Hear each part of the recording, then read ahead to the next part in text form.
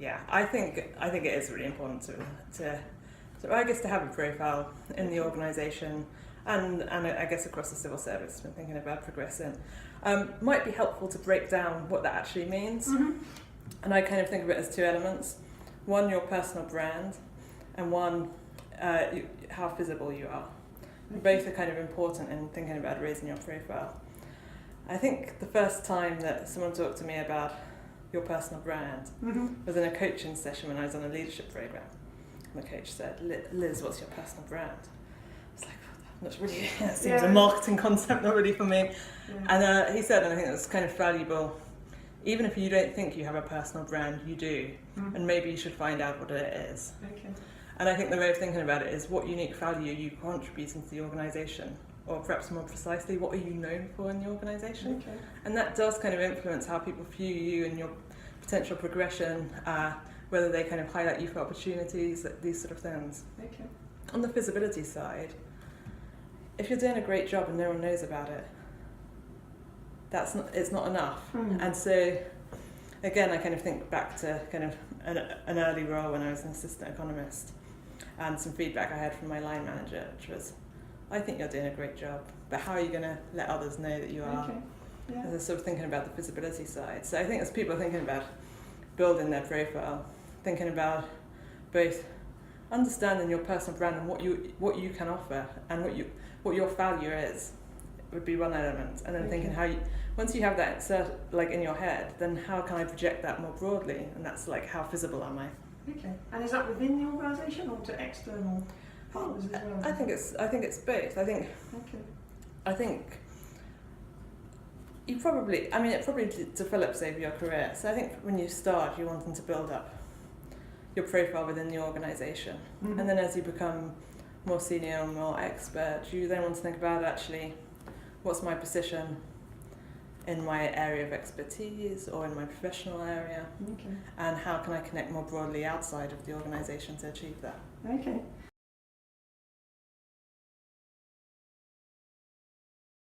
Yeah, so I think you can have some broad strategies, and then you can also just take some micro actions, so small things that can make a difference. Okay.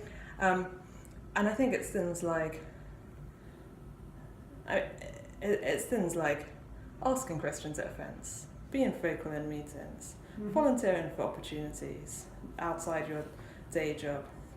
There's little things which cumulatively can make a difference. And then there's kind of broader strategies you can have. Can you obtain a sponsor in the organisation? Which I think is different from a mentor. Mm-hmm. It's actually, can someone sponsor you? Okay. Putting you forward and putting your personal brand forward, but someone doing that externally can be incredibly powerful. Okay. If you've done an excellent piece of work, who are you highlighting that to? If your team's done an excellent piece of work, how are you projecting that? Just little things that bit by bit can make a difference. Mm-hmm. I think the main thing that I've done is tackle really difficult policy problems, things that really interest me, but that also are proving contentious and that the department is having problems with. So I think I did gain a little bit of a reputation for being the sort of person you could throw into an area that was having some problems, but that I would get on with whoever was working there at that point and help them to sort it out. It's meant that over the years I've done quite a lot of short-term assignments, which has its pros and cons, but I think has also been a function of the fact that at DD level I've spent a lot of my time working part-time. So people have often thought, oh, well, we can add Susanna into something that's not quite working at the moment, and then she can help turn it around. So being a sort of problem solver. But then I think the other thing that has helped in terms of raising my profile is at times doing corporate activities. I think I've found it really difficult to get the right balance with those. So sometimes doing way too much and then struggling to make progress on my business objectives. And then other times actually finding that come to the year end and, oh, well, I need to do a bit more corporate activity. So I think, again, you have to be quite canny and identify the things and it sounds really awful, but the sort of things that will give you a bit of public profile, if that's what you really need at that point, but that actually don't have a massive time commitment. You have to pick and choose a little bit. Okay, next question. Have any things you've tried been ineffective? I don't know that I've ever explicitly thought to myself, oh, I must do this in order to get some increased visibility, and then found it hasn't worked. But what I have done is sometimes take on roles that I have imagined would give me greater visibility than they actually have. So, for example, I can think of times when I've spent an enormous amount of effort really turning around a relationship with a delivery body, or dealing with some really difficult sponsorship issues, which have taken an enormous amount of time, but that actually go largely unseen and that are quite difficult to tell a compelling story about when it comes to performance appraisals. So I'm really pleased I've done them, because they're good experiences to have under my belt, but they certainly didn't do anything for my visibility.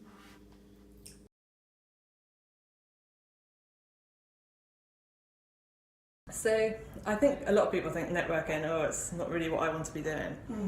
But I think the way I kind of view it is the policy world that we are in at the moment, it's complex, it's challenging. Issues are generally horizontal in nature rather than vertical, and they can rarely be solved by one person alone. And how are you going to draw in additional expertise to help overcome the issues and the challenges you have? And the way you do that is by having a network of people who can help you and who you can help in turn. And so I think kind of, if you have an idea in your head of networking and sort of schmoozing and drinks events or what have you, I don't think it's that. It's how can you tap into a broad range of different talent that can help you solve the problems that you encounter, and how can you contribute to helping other people by return as well. Okay. And are there any sort of techniques that you have to develop those networks? Is it? Yeah, I mean, I think you don't need to attend everything, but it's being judicious about the sort of events that will add value to both, I guess, your current work, but also your future sort of professional career. So my career anchors an economist, so GES events were a good way to network with other economists. Then when I was in the Cabinet Office, I was on the GES board, and that allowed me to network with GES chief economists. At the moment, I co-chair the Directors of Analysis Network, and in this job, that's invaluable. That means that I can always, if I want to do some work in collaboration with the department, I've got a natural point of contact into every department. And so it's building up kind of both professional and subject networks that can help. I've also done quite a lot of work internationally, and again, having kind of entry points into different national governments, what can we learn from them? Another kind of something that I found really invaluable.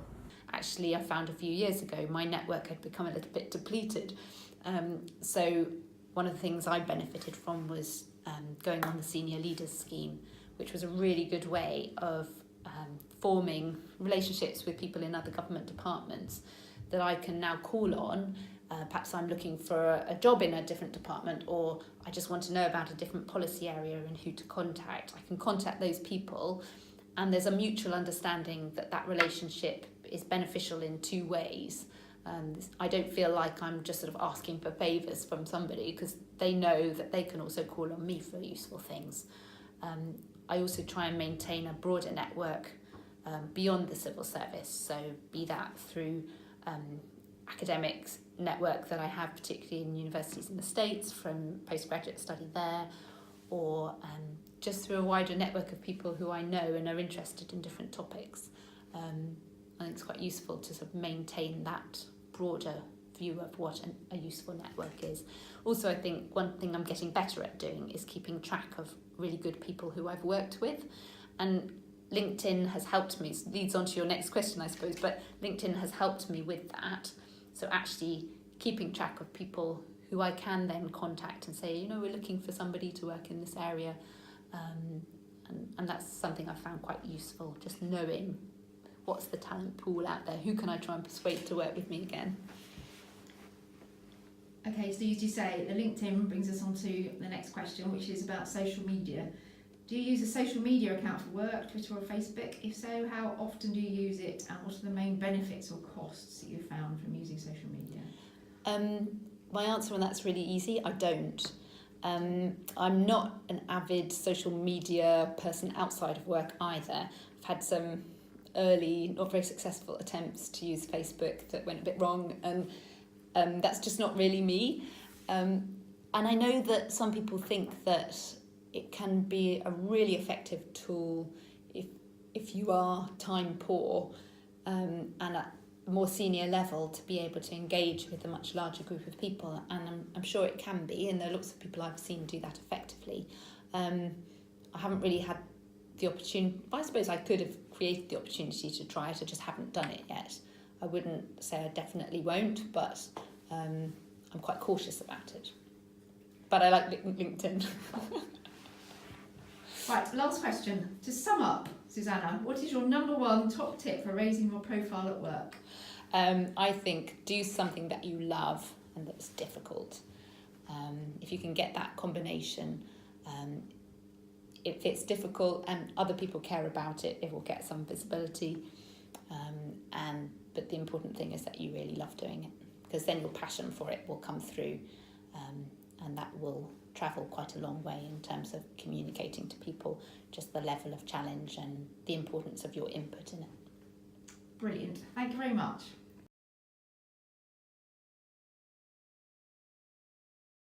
I've had a Twitter account for a number of years. I guess I spend more time reading than writing on it, Sure. for want of a Yeah, better yeah. way of putting it. Yeah. I found it pretty invaluable to kind of, at a glance, keep up with a huge number of different contacts. Organisations, Yeah, exactly. I've also realised that as I've got more senior, then actually it's been quite important to have my own profile on social media as well. I think I don't think I am the most skilled expert in using it. I think there's something about how authentic you are on social media and how much of yourself you bring to it that I see other people doing really well, and I want to learn from that and kind of develop in that way. But I do use it fairly regularly. Okay. Probably, I look at it every day, but I'll probably only tweet about once a week, once a fortnight, something like that. And is that So, I think it's be bold and don't fear what can happen, because often what the worst that could happen is almost is totally insignificant. So even if you speak out at a meeting and it could be a more senior meeting, and you say the wrong thing, it may feel very significant to you, but probably to no one else around the table would really even pay that much attention. If you are at a conference and you ask what you think may not be the best question, it doesn't really matter. If you sign up for an opportunity and the opportunity goes wrong, there's a small, there'll be a small window where that could be an issue, but in the longer term, you won't have lost anything. And I think sometimes we put up constraints to ourselves which aren't really there. We should just go for it. brilliant? That's a perfect way to finish. Do you want to pop the Perfect. press them? I think do something that you love and that's difficult. If you can get that combination, if it's difficult and other people care about it, it will get some visibility. But the important thing is that you really love doing it, because then your passion for it will come through, and that will travel quite a long way in terms of communicating to people just the level of challenge and the importance of your input in it.